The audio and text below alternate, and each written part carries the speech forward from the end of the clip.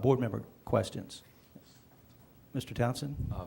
Specific to the advertisement, how much did that cost? It cost about $1,200. $1,200? Okay.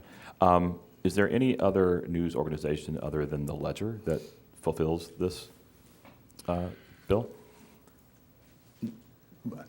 I'm gonna say that's, the Ledger is, has historically always done because it reaches the broadest audience. There is some language that you have to go to the publication that reaches most of the citizens. Okay. And in our case, that's the Ledger. Okay. For next year, I would like to explore the possibility of perhaps a different business organization. And I say this because the Ledger's editorial voice, the editorial page editor of the Ledger, is pretty hostile to public education. He's pretty hostile to teachers. He's pretty hostile to the concept of egalitarian public good. So I'm not terribly interested in having the public pay his salary. He's never been to a school board meeting. He's lazy, and I don't want to reward that with my taxpayer money or anybody else's. So I'm not going to stand in the way of it this year, but I would like us to explore alternatives for next. You know, and we'll see how things go. Another question.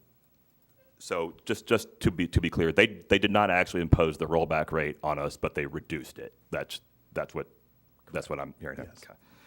Can I make one comment and be done? Certainly. You know, I think what you see here is from the peak of the required local effort to where we are now is 1.6 mils. We've dropped 1.6 mils in what, 10 years?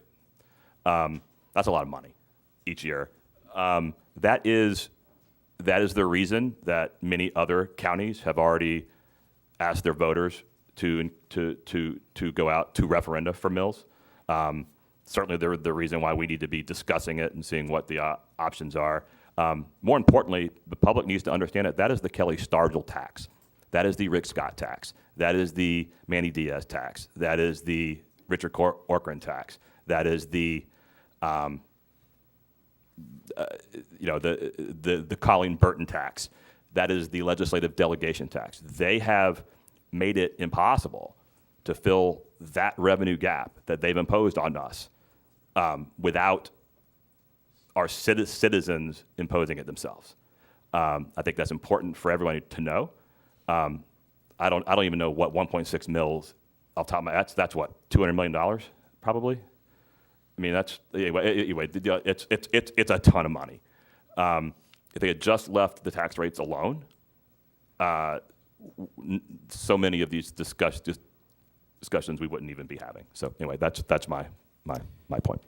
Thank you, Mr. Townsend. Ms. Fields?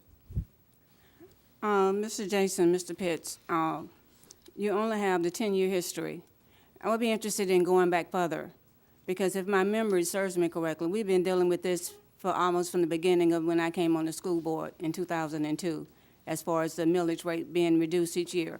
So I think in order to look at this realistically, we would need to go back beyond the 10 years to see exactly what that looks like. Yes, ma'am, and I can go back to at least 2001. And it's also, want to point out that our 1.5 mils used to be 2, and that was reduced sometime in the mid-2000s. So Yeah, but- I'll be happy to send that to you. Because I remember when we had other legislators and we had the same conversation with them, and it was the same answer. So I think in fairness, we need to go back and look at it beyond the 10-year span. Yes, ma'am. Thank you, Ms. Fields. So now, what I'd